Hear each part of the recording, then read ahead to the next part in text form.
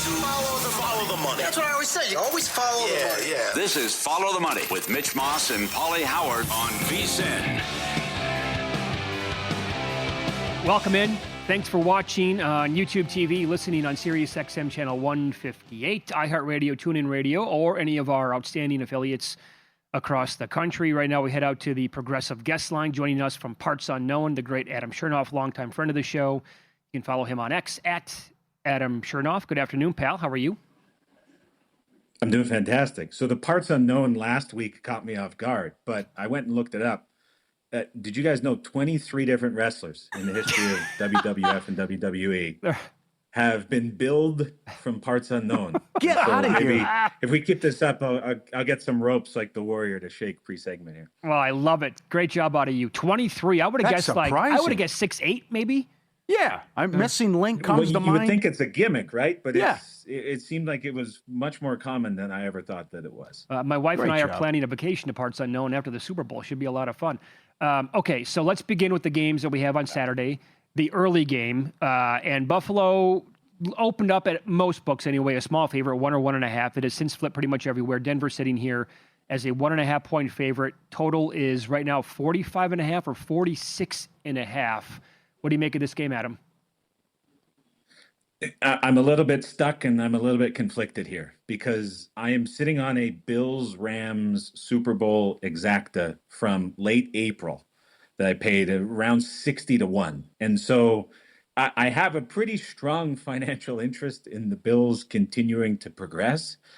But I got to tell you guys, this looks like it's just a brutal matchup for the Bills across the board here. The wide receiver injuries that they have to deal with going into Denver, where the bye, I still think this bye is being underpriced even in 2026. Now that we are, it just seems like it's always a little bit short. And just the matchup against this Broncos defense, which is so good against the run. They're good against everything, but it seems like unless this is a Josh Allen hero game, which is certainly in the cards, this Broncos defense is going to have their way with this Bills offense. And on the other side, this Broncos offensive line is so good. And unlike the Jags, who we talked about last week, where I like the Bills, was saying that you want to attack the Bills on the ground behind the strong offensive line.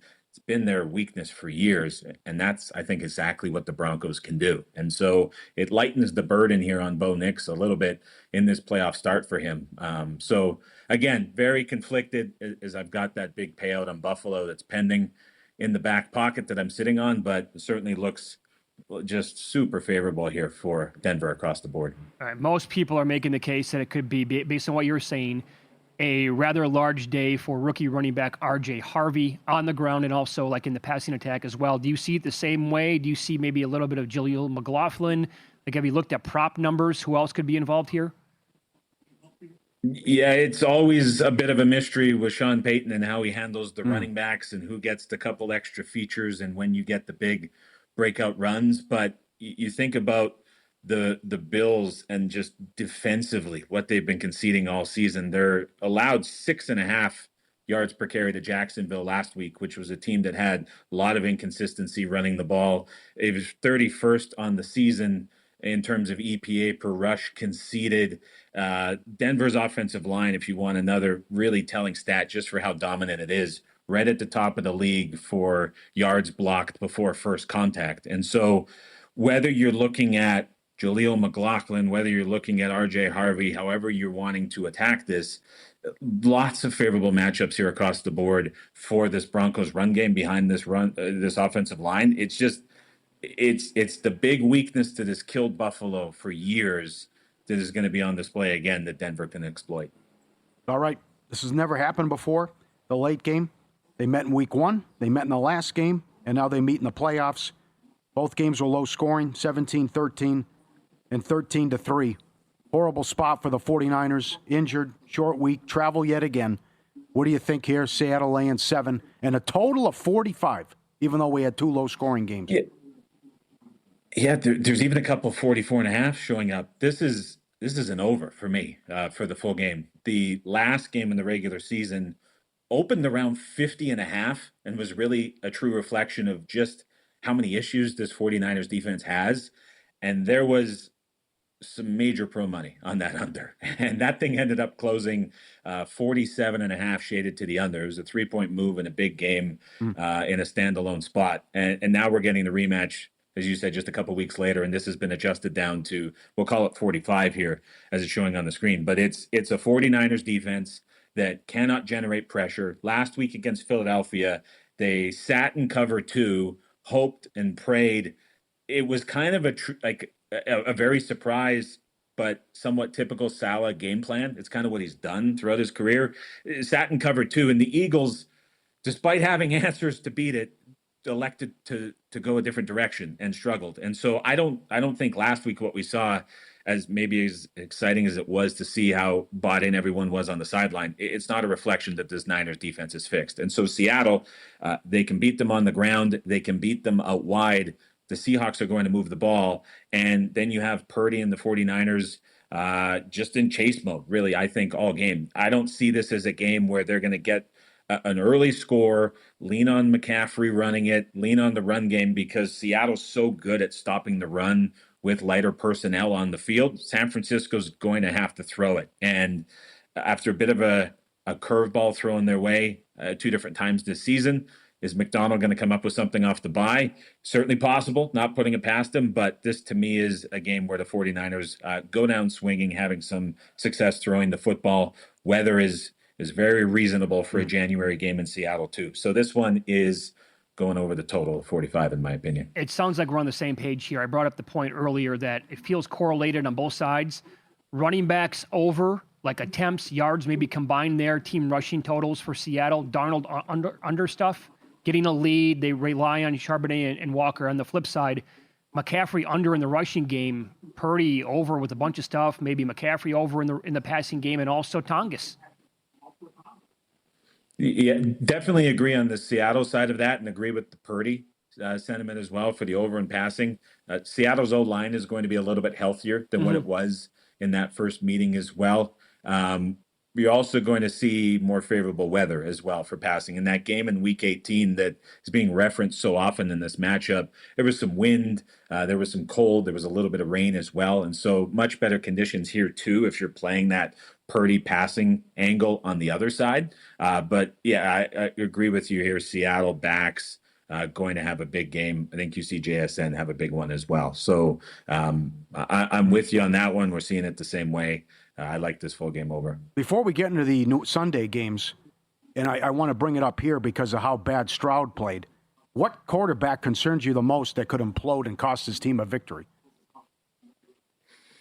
Good question, because we'll get to Stroud and the absence, likely perhaps, of Nico Collins, the way that's trending. But looking at it this week, how do you not point at Sam Darnold? I know we're saying the running backs are going to have a big game, but after what we saw down the stretch last year, I think there's a lot more confidence in Bo Nix. We talked last week about both 1 seeds potentially being flawed. Yep. But is there, Stafford's proven who he was. You got last week Caleb Williams with the big comeback. He earns himself some grace. Drake May has looked awesome. Stroud's perhaps without his best offensive weapon. Purdy, you wouldn't put it past the injuries. Josh Allen's doing everything he can without wide receivers. You have these 2 1 seeds, but I think Nick's in a much more comfortable spot. To me, all of the pressure this week is on Sam Darnold to kind of justify his entire career, justify the collapse last season. To me, the easy answer there is Sam Darnold. Fair enough. Okay, I think we're on the same side here. So, no Collins, Kirk with the career game, but they get 2 defensive touchdowns and shutting down Pittsburgh. What do you think of Houston catching 3 at New England? Yeah, it's a mess without Collins. I don't see what has been a very sporadic offense at a lot of times this season, just being able to compete. I mean, Collins is the guy that beats the coverages that New England sits in defensively. Collins is the guy that opens up a guy like Kirk, who opens up the run game, who makes us forget about how many issues this offensive line has had throughout the season. I mean, he has unlocked everything, and you take him out of the picture, and this is going to be very tough. I was impressed with how the Pats defense last week played. They got a few key guys back, but that was a Pats defense that represented the coach that's leading this team, playing to an elevated level against the Chargers team that had some advantages despite their issues at tackle, because the Pats have not been an outside pressure team all season. And to hold that Chargers offense to sub 4 yards per play for the majority of the game was very, very impressive. And so I think this is trouble for Houston. I have wanted to find a way the last couple of weeks to get into futures. This was kind of the one matchup that really scared me for how their outlook could be, making a run potentially to the Super Bowl behind that really, really good defense. But man, this is trouble without Collins. So this has been bet up to 3 minus 20. There has been some pro money earlier on the week on New England, kind of anticipating that injury. I agree fully with that. I think this is a game where we see May continue his dominance, and to throw it out as well, like that game finished relatively low scoring last week. There were certainly some opportunities for the Pats to add on a couple more touchdowns in that to make that look a lot more lopsided. So maybe not fully reflective. This to me is still a little bit short here at 3 minus 20. Yeah, South Point here in Vegas has been at 3.5 on the game for a little while earlier today. They don't like to use juice on sides. We'll continue here with Adam Chernoff. You can go to the website, adamchernoff.com. Follow him on X, at Adam Chernoff. Get his thoughts on Bears-Rams. Also on Sunday coming up, what does he make of Harbaugh to the Giants and some of these other openings? We'll ask him next here on VSiN.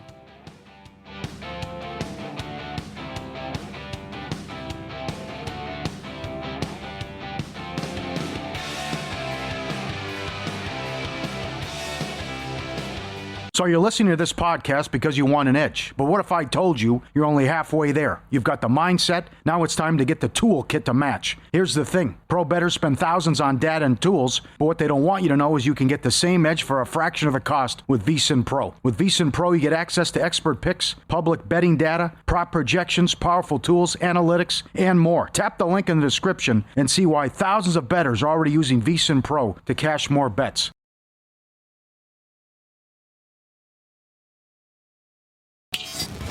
This is Follow the Money on VSiN. We continue talking divisional round with longtime friend of the show, Adam Chernoff.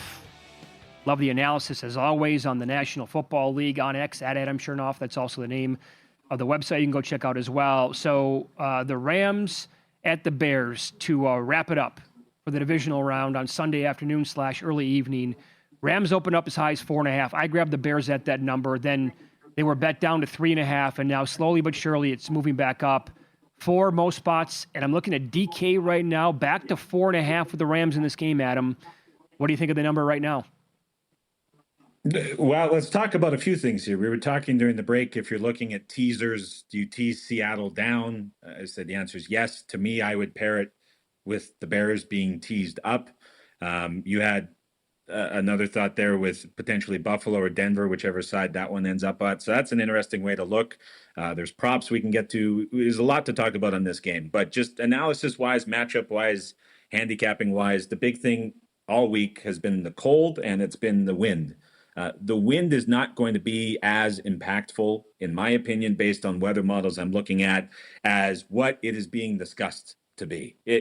And the market always reflects this. Like, we seldom get this wrong. We saw it last week too, as we talked about the over in Green Bay, Chicago. That thing was getting smashed under. It ends up flying over with a wild fourth quarter. It's just, we're at 48. If the winds were 30 plus miles per hour, like it's being talked about, those games historically have closed the last 10 years with an average total of 39. And so I get it's come down a little bit. I wouldn't be too freaked out about the weather. In terms of cold, slows things down a little bit, but everybody on both sides of these teams is conditioned to playing in cold weather. And so I wouldn't let that be a big deterrent either. As we look at the matchup, the Rams this season at various times have run a ton of 13 personnel. And it's something they've kind of, I don't want to say revolutionized the league with, but it's something that they've done exceptionally well. And it's really fueled their offense to have as much success as they have had at points in the season and led Stafford to what should be an MVP season. To me, they go right back to this game against this Bears defense that has a key injury at linebacker, but it's a very overrated defense as is. And so that's especially true with some offensive line health coming back to help the Rams. And so this is a game to me where the Rams come out in those looks that we've seen at various times this season that they've had so much success with. This is going to be a big Kyren Williams game, in my opinion, receiving and rushing combo over 73.5. I think he's going to be a major focal point of this offense that's able to move it against Chicago. And then you're going to have the Bears doing what they've done all season. It's scheming up awesome run game plans, which is the weaker portion of the Rams defense. That's Ben Johnson's MO. It's his calling card, if you will. And then, as they have all season, they're probably going to be playing a little bit from behind, and you see Caleb Williams do great things when they're chasing. And so I like that Williams look quite a bit. I think this game plays quite differently from how it's being discussed. And I think this is going to be another very exciting Bears game. To me, excitement-wise, of all the games we're going to see this week, this is the one. And so I would not be surprised if we see some of these 48s get taken out and this start to go back the other way. I think it's being misrepresented to how this is going to play and look on Sunday. You've talked about this for years when you've been on, about curious play calling by McVay. Can you believe how bad they are 3rd, 4th, and 1? No, I don't have an explanation for it because he's viewed as great offensive mind and he gets in those scenarios. I don't understand it. We're going to talk about another coach in a minute who's got similar game state sort of problems that now has a new home in New York. But yeah, McVay, for as much credit as he gets, it's bizarre in those scenarios. Think back earlier in the season in overtime, some of the blunders that he had against San Francisco. I mean, it's just, I don't know what it is. I wish there was an explanation for it. I've never heard a logical case for it. It's bizarre how some of these great coaches handle some of these scenarios. I'm with you. So your bets then, San Francisco, Seattle over, that was your biggest one. Patriots -3, -20 cents. And you also, the May attempts for the prop? Yeah, we missed that. A little rusty here after a regular season and no media. Blew through May over 6.5 rushing attempts. Houston allows more QB scrambles against than any team in the league because they play so much man coverage outside. You have those DBs and safeties turned. It's just a classic matchup spot. And May scrambles more than any other QB. And so not only do you have Neal's potentially built in here if you think the Houston defense plays a little bit closer, but just schematically, you have a QB that loves to run and get outside of the pocket and a defense that has really struggled to pay a lot of attention to that based on how they play. So that sets up pretty well when you're looking at 6.5. Very good. That and also the Kyren Williams rushing and receiving yards combo prop at 73.5 in the Rams-Bears game. Okay, so then you brought it up. We wanted to talk to you about this as well. What was your reaction to John Harbaugh officially taking the Giants job? Good hire by the Giants. If you're a Giants fan, you have to be excited. It's the first proven winner, if you will, since Coughlin about a decade ago when that ended. They've had these novice hires in between 3 guys in a row. It depends how you want to look at Shermer, not in that same category, but it's probably a pretty refreshing hire for any Giants fan. He's a culture builder, which the Giants desperately need. I don't know if the comparisons between Dart and Jackson are necessarily fair, but I do think you see a defense that's been super passive that now is a awesome D-line reflect kind of the culture and the style that Baltimore has played with similar makeup for a defense over the last decade. And so I think that's a positive for Giants fans too. So good hire, obviously. It's going to be very important on who we see as coordinators here, though, just because Harbaugh is that kind of hands off. But to the point I made last segment, we're talking about great coaches that are held in high regard that have weird game state blunders. The worry here is if those great coordinators are not hired. I mean, how many fourth quarter leads have we seen Harbaugh's Ravens blow? How many weird choices late have we seen? And so maybe that changes with the right coordinators, but that's kind of a concern here as you look to the Giants needing that leadership category. What do you think happens in Pittsburgh with Tomlin out? Yeah, I thought it was a joke when I read it, but it's true. The Steelers have had 3 head coaches since 1969. Did you guys know that? Yeah. Three head coaches since 1969. I read this and I knew it's a great franchise and I mean comfortable, but that's insane because as a Jets fan, we've had more coaches in the last 6 seasons than that. And so that to me was crazy. If you believe that Rooney is going to go with his type, it's going to be a defensive-minded coach who's a DC becoming a first-time head coach that's pretty young. And so that's the family's last 3 hires in the last 50 years. And so you think about a lot of defensive-minded candidates are on the table this year. Shula, Minter, Hafley, all of those guys really fit the bill. There was an interesting move on Kalshi in favor of Shula, as we saw some of those percentages kick up recently. And so perhaps that's the way that Pittsburgh is going to be leaning. But if you buy into that being the case, to be one of those defensive guys. But great ownership, great storied franchise. It's going to be massive shoes to fill behind Tomlin for any of these younger guys that likely comes through and takes that job. Key thing here, what do they do at the QB position? That's going to truly decide everything in this division for him. All right, pal. Love talking to you. Thanks so much for the time. Best of luck this weekend. We appreciate it. Absolutely, guys. Enjoy the divisional round. We'll chat again soon.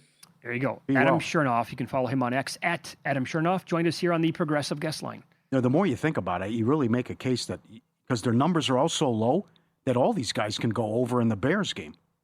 Where you see where Burton's at, where you see where Adunze's priced, and Parkinson, and I mean...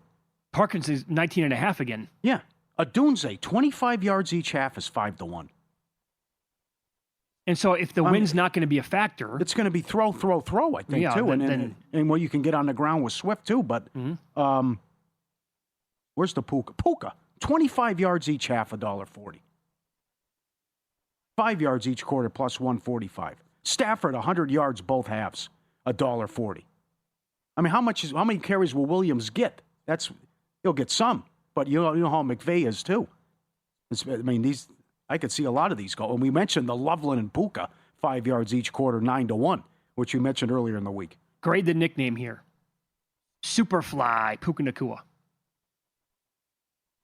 There's a resemblance. I didn't see that till now. No, just because it rhymes. Well, I was looking at the hair and how he actually looks like him. Yeah, a little bit. Now that you say that, I never actually considered it. I just did it because the name rhymes. Yeah, he's going off the top rope, getting ready for big game 60 with a big deal to match. Look at off the top rope. I'm going to pull that up during the break. There's a resemblance there now that you think about it. VSiN Pro annual subscriber, bet smarter all year long with full access, every best bet, every host, every guest, the DraftKings and Circa betting splits, the AI-powered prop tools, the betting guides, the Super Bowl, the madness, all the picks Monday in the title game. VSiN.com/subscribe. Code FTM. Save your money now. Code FTM. Save $60 today. That's called teamwork right there. We're going to make that stick. Benjamin Albright covers the Broncos for their flagship station in Denver, KOA, Colorado. We'll get his thoughts on the game coming up next.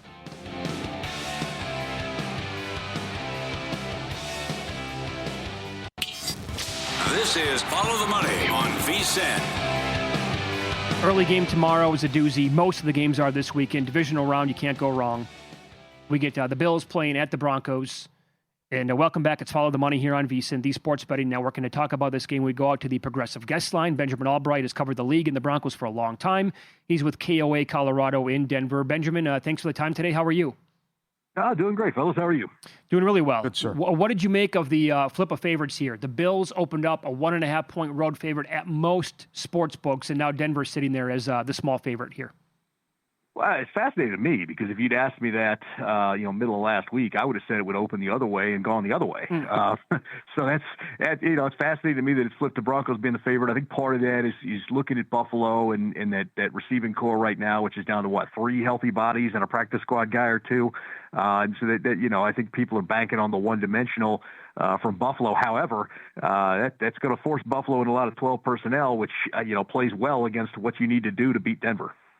It seems there's a lot of negativity, at least by some columnists there, about the season they've had, that you're on this great streak where you've won 13 of 14, but saying this isn't sustainable, there's no way they're going to the Super Bowl. How about the disrespect locally and also nationally of this team that keeps winning, even though it's been ugly? Yeah, I think it cuts both ways. I mean, on the one hand, those columns are accurate. I mean, we've gotten this far. We're the number one seed. We're still looking around wondering if this football team's any good. And then, on the flip side of that, hey, they found a way to be resilient. They found a way to come back in the fourth quarter, even when they dug themselves into holes. So there's got to be something said for that. I appreciate both sides of the argument. I'm hoping that debate will get settled on the field. So your comment about the Bills going heavy 12 personnel in this matchup then, and how that could benefit them throughout the game, individually then speaking, which player or players do you think would benefit the most from that? On the Bills' offensive side, I Yeah. mean, you're probably talking about the tight ends there, Knox and what's his face there, whose Kincaid. name always escapes me. Yeah, Kincaid. There you go. Gosh, I don't know why I always mess on that.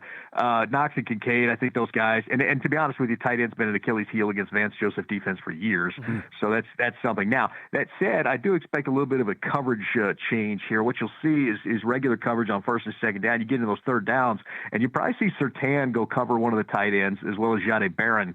They'll go to more of a dime look and have those guys covering that. And that's been something they've done at times. When the Raiders trotted out, Bowers and Mayer, that's what they did. They put Surtain on Bowers, and that has kind of been their tight end killer on third down. So look for those kind of coverage shifts from the Broncos if they go to those situations. How's the relationship there with Moss and the fans? Is it bad luck? Is it just wrong place, wrong? How does this guy continue to get all these PI calls? Is he being picked on by officials? How do you see it? I mean, I think it's a little bit of both. There's been some things that have definitely been his fault, and then there's some, and I hope I don't get too much trouble for saying this, him playing cornerball while being white.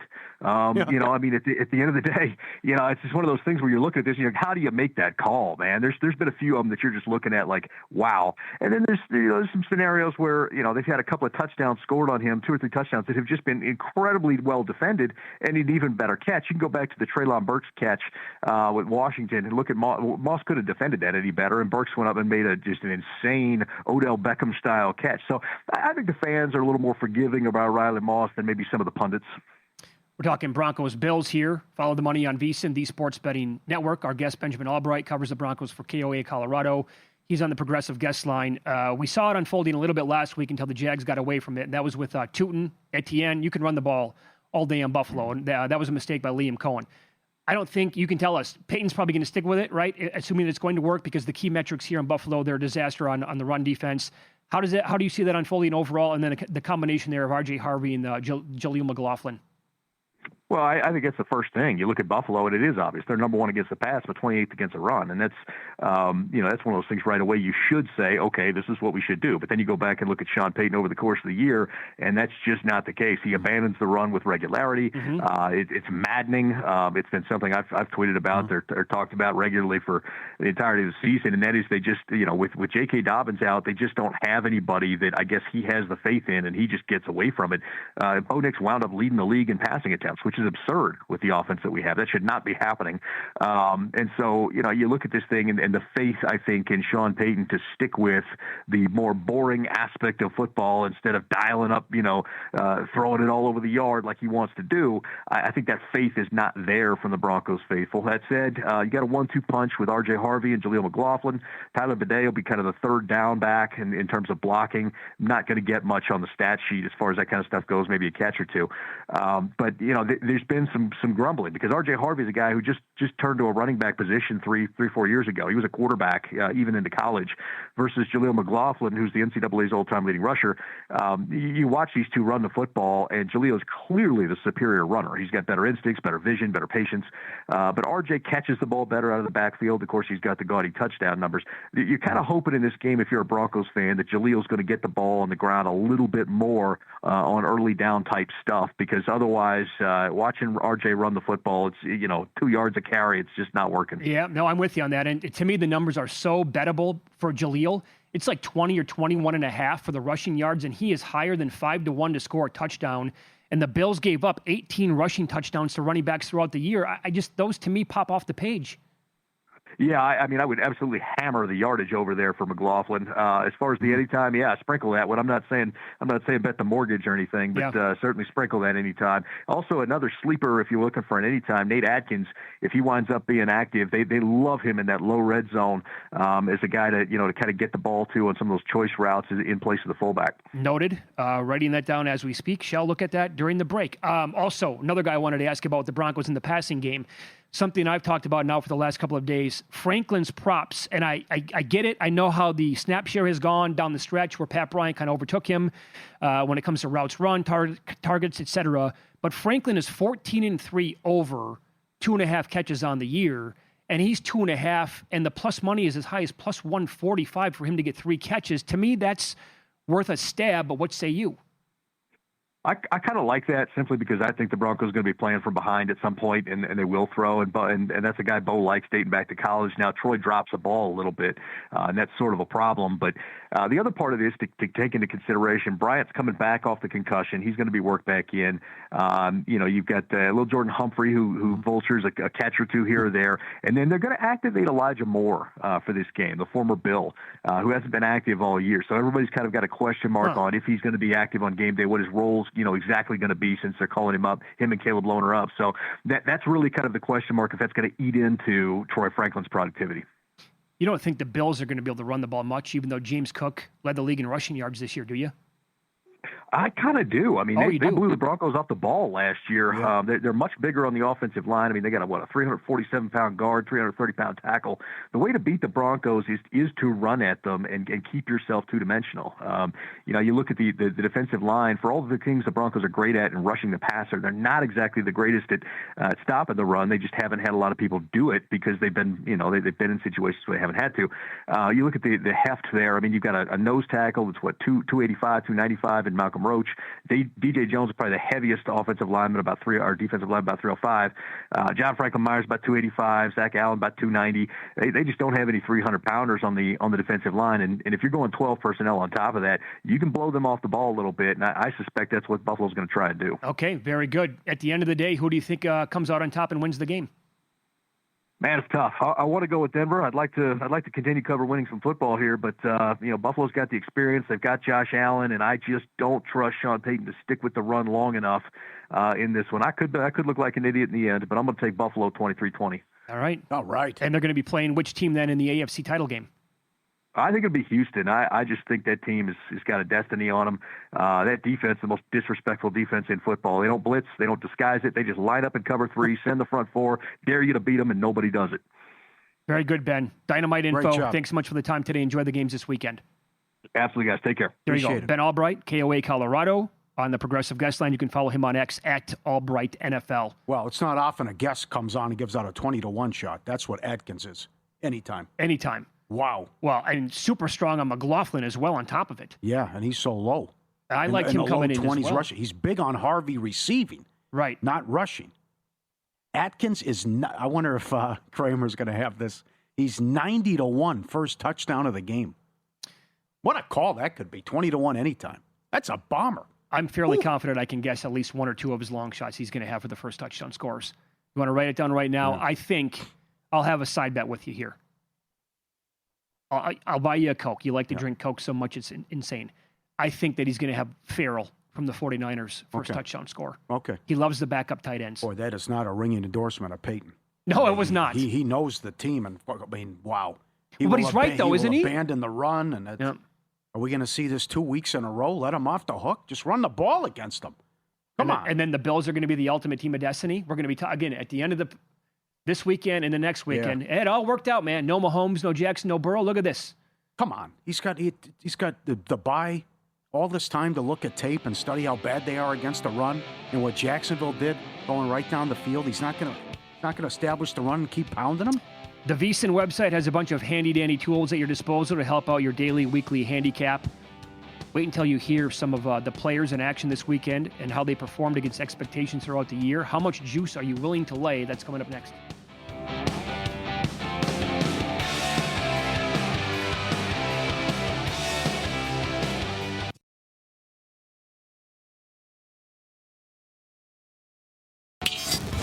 This is Follow the Money on VSiN.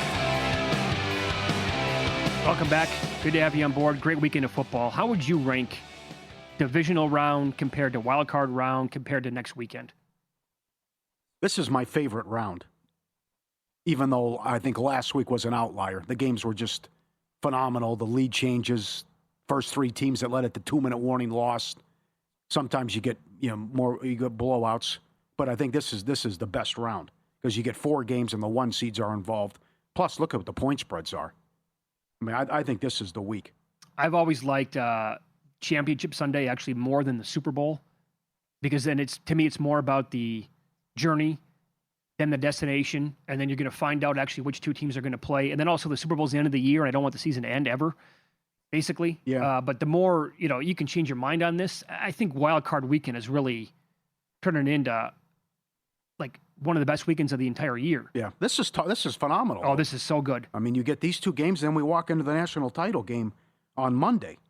FTM at vsin.com. Troy in Sioux Falls wants to get nuts. All running back touchdown parlay. Cook, McLaughlin, CMC, Charbonnet, Marks, Williams, Swift, Stevenson. 193-1. I like it. I think it was 1,993-1. It's what? I think it was almost 2,000 to 1. Oh, it was 2,000? I thought it was almost 2,000. Oh, I think so. Yeah, you missed a 9 in there. Oh, I missed it. Okay. Niner. Yeah. Okay, that makes sense. But with what Chernoff said, and then also looking at the props and the Opta AI numbers, I could see a lot of these guys flying over in the Bears game. Again, and I cannot believe Opta AI, where you're looking at all these wide receivers and tight ends, they have going over, except one guy, and that's Jimmy Superfly Puka going under, which the resemblance is uncanny when you go back and look at it. But they have Puka under, but everyone, Parkinson over, JSN over, Noel over, Kincaid over, Adams over, Kupp over, Burden over, Odunze over, Jennings over, Pop over, Hutchinson over. This is crazy. Why? Okay. And they got all running backs under. How it broke down with OpDI, with the exception of McCaffrey. Now, wow. We're getting a lot of reaction, by the way, on Puka Nacua and Jimmy Superfly Snuka. Donnie Miller also thinks that Billy from Predator, they all 3 look alike, tweeted this out. Yeah, older, yes. Oxygen Sports says, kudos for nailing this. Puka is Snuka. But Tripp says, love you, but this doesn't rhyme. Oh, we can make Doesn't it have rhyme. to rhyme. It's close enough to It's rhyming. okay. Yeah. Hey, let's not nitpick here. Yeah. Piss on our parade. Come on. No, absolutely. I couldn't believe it. Looking at the break, yeah. You got to send that. Did you tweet out the one where he's sitting with Hogan? I did not, no. Okay, so that's the one. When you look at the Snuka and Puka, they really look alike with the hair and everything, and that's... Who was the colonel? Not. It wasn't Sergeant Slaughter, but there was another colonel guy who's like a Green Beret, and he gave Snuka a pile driver on the the cement, and then he opened up, and his face was all bloody. And as a small kid, I was panicking. I was like, "Oh my God, he's my favorite wrestler! Please tell me he's going to be all right." It was a different time. Okay, I remember Piper's Pit, where I think he hit him with a coconut. Oh, he did the coconut. Beat the hell out of him on national television. I was concerned. You don't want to take one off the noggin from coconut, man. It'll knock your lights out. Okay, so this is vsin.com, the NFL prop analyzer. Adam Troutman is 11-0 over half a catch on the year. Now, he played in some games. He wasn't targeted. Maybe he didn't. I don't think he played when you look at the game log, but 1 catch is minus 210. I've been bringing up Franklin all year long, or all week long. 14-3 to the over, 2.5 catches. How about this one? Keon Coleman at DK right now, his catch prop is 1.5. Over that is minus 167. Keon Coleman was 12-1 over this year when he played. You want to lay $160, $170 for him to get 2 catches? They're down to 3.5 wide receivers here in the game? Yeah. Kyle Monangai, another one. 14-4 under, 1.5 catches. Again, heavily juiced to the under. Okay. Colston Loveland. Big game for him. He's 13-4 under 5.5 catches. That's his current prop number. That's a lot of receptions, but I think the yards will be there. And again, Loveland and Jimmy Superfly, 5 yards each quarter, 9-1. 10 yards, 30-1. I think there's a scenario where we know what Puka's going to do, but Loveland can be involved early and often. And most receiving yards for a tight end, he's plus 210 at FanDuel and DraftKings in the chalk after what he did last week. He was awesome last week. Yep, 914 next, by the way, saying Corporal Kirshner I don't remember him. is the wrestler. I don't remember that name. Corporal sounds right, but absolutely, he gave him a pile driver and the blood was all over the place. How about Superfly Puka over the rushing yards in this game? 2.5? Oh, it's up now, finally? Yeah. Oh, good. How about attempts? I'd rather have over half an attempt.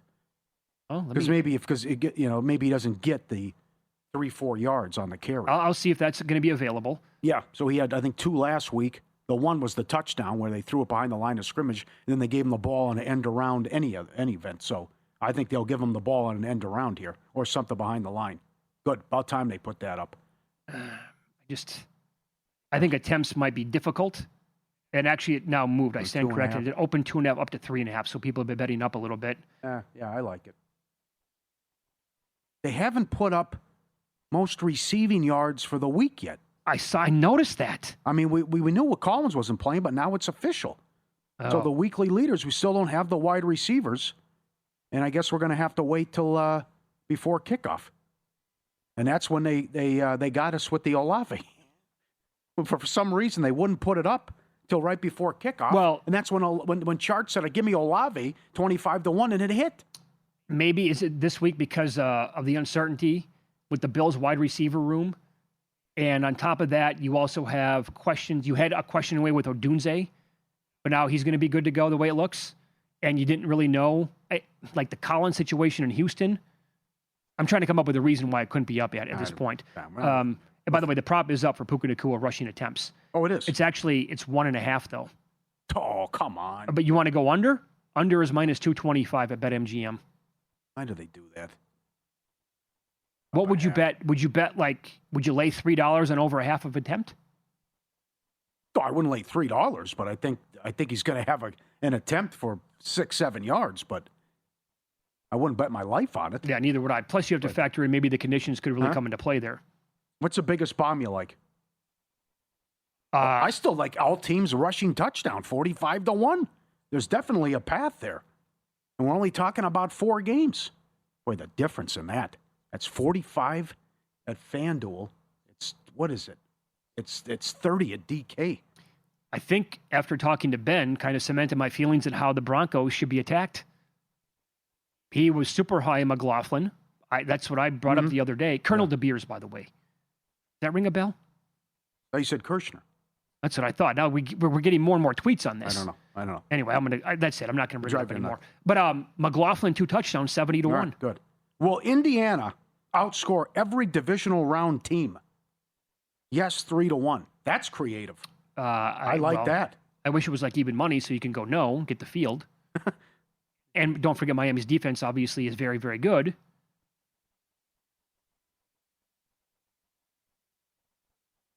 Yeah, that's. Rams are the chalk, but who could really go off offensively? If the Rams don't have the most points, what do they score if they get it?